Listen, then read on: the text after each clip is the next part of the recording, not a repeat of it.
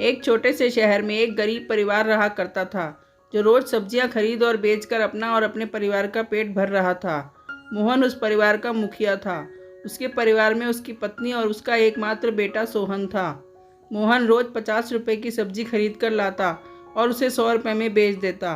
उन 100 रुपयों में से वो अगले दिन के लिए 50 रुपए सब्जियां खरीदने के लिए पहले ही निकाल कर रख लेता। ऐसे ही उसकी गुजर बसर चल रही थी। उसे कभी कभी भविष्य की चिंता होती थी कि कभी किसी आकस्मिक खर्च की अगर ज़रूरत आई या महंगाई बढ़ गई तो उसकी व्यवस्था वो कैसे करेगा। वो जब भी कुछ अतिरिक्त पैसे इकट्ठा करता था, कोई ना कोई आवश्यकता भी आ जाती थी। ईश्वर की कृपा से कोई विशेष समस्या नहीं आई और ऐसे ही समय गुजरता गया। एक दिन उसके बेटे का विवाह हो गया। परिवार का खर्च बढ़ गया, किंतु आय की व्यवस्था वैसी ही थी। मोहन ने एक दिन अपने बेटे को बुलाकर कहा, बेटा, मैं अब बूढ़ा हो रहा हूँ। तुम चाहो तो जो काम मैं करता आ रहा था उसे ही संभाल सकते हो या फिर कोई और धंधा करके जीवन चला सकते हो। मेरे धंधे को ही अगर चलाना चाहो तो उसका सबक ले लो कि प्रतिदिन 50 रुपए की सब्जियां ले आना और उनको 100 रुपए में बेचना।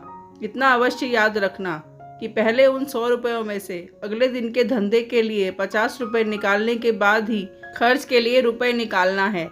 जो भी खर्च करना है वो मुनाफे के पैसे से ही करना है। कभी भी अगले दिन के व्यापार के लिए बचाए जाने वाले पैसे में से कोई खर्च मत करना।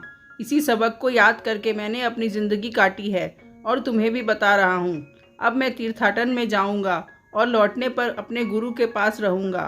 कभी कोई बड़ी मुसीबत आ जाए और कुछ समाधान ना मिले तब मेरे पास आना, वरना छोटी मोटी समस्या खुद से ही सुलझा लेना। बेटे ने व्यापार का सूत्र समझकर पिता को आश्वस्त किया कि वो उनकी आज्ञा का पालन करता रहेगा। फिर मोहन निश्चिंत होकर अपनी धार्मिक यात्रा पर निकल पड़ा। अब उसका बेटा भी वैसा ही करता जैसा मोहन ने बताया था। उसकी जिंदगी शांति से गुजरने लगी थी। एक दिन मोहन के बेटे की पत्नी ने रात्रि होने पर उससे मिठाई खाने की इच्छा बताकर ले आने को कहा।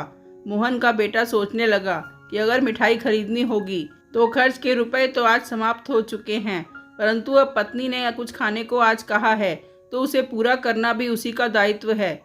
उसने अगले दिन के व्यापार के लिए रखे 50 रुपए में से ही मिठाई खरीद लाने की योजना बनाई। उसने सोचा कि 5 रुपए में कुछ नहीं होगा और मिठाई ले आया। उसकी पत्नी बहुत प्रसन्न हुई, किंतु उस दिन उसके 55 रुपए खर्च हो गए थे और अब 45 रुपए ही व्यापार के लिए बच पाए थे। वो अगले दिन 45 रुपयों की ही सब्जियां ले आया और 90 रुपए में बेच दिया, किंतु 50 रुपए का उसके घर का खर्च नियमित था, तो अगले दिन के धंधे के लिए केवल 40 रुपए ही बच पाए। अगले दिन सोहन 40 रुपए की सब्जी लाया, जिसे 80 रुपए में बेचने पर 50 रुपए घर का खर्च निकालने पर अब उसके पास 30 रुपए ही बचे थे। 30 रुपयों को देखकर अब सोहन को चिंता होने लगी। वो सोचने लगा कि कल 30 रुपए की सब्जियां लाकर 60 की बेचूंगा तो घर का खर्च 50 रुपए निकाल कर केवल 10 रुपए ही बचेंगे। अब उसे पत्नी को मिठाई खिलाने के लिए अपनी धंधे की राशि खर्च करने का निर्णय लेना गलत लगने लगा। उसने पहले नहीं सोचा था कि केवल 5 रुपए की मिठाई इतनी महंगी पड़ जाएगी। उसे अपने पिताजी का सबक याद आने लगा कि सबसे पहले सब्जियों को खरीदने के लिए रुपयों को अलग रखना, लेकिन उसने तो उसमें से 5 रुपए खर्च करके गलती कर दी थी। अब आने वाले कल की सोचकर सोहन को नींद नहीं आ रही थी। कोई और उपाय ना देखकर उसे फिर अपने पिताजी की कही ये बात भी याद आई कि जब बहुत बड़ी मुसीबत आए तो मेरे पास आना। रात को ही सोहन अपने पिता से मिलने के लिए निकल पड़ा। पिताजी को उसने सारी बात बता दी। बेटे की बात सुनकर मोहन पहले तो नाराज हुआ, फिर बोला, अब लौटकर घर जा और घर में सबको बोलना कि आज सब मिलकर लक्ष्मी माता का निराहार व्रत रखेंगे, जिससे लक्ष्मी जी की कृपा होगी। मोहन के बेटे सोहन ने ऐसा ही किया और घर जाकर सबको अगले दिन व्रत रखने के लिए कहा। फिर वो 30 रुपए की सब्जियां लाया जो 60 रुपए की बिकी। घर पर सबका व्रत होने पर घर का कुछ खर्च नहीं हुआ। अगले दिन वो उन पूरे 60 रुपयों की सब्जियां ले आया।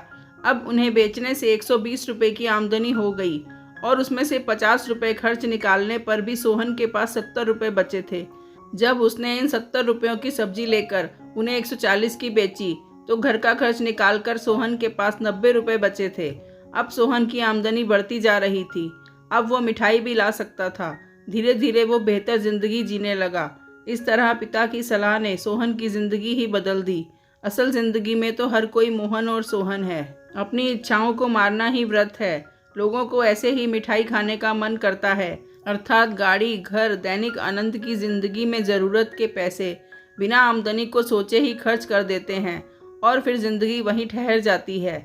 अगर हम कुछ समय के लिए अपनी इच्छाओं को नियंत्रण में कर लें तो आगे की ज़िंदगी बेहतर हो सकती है।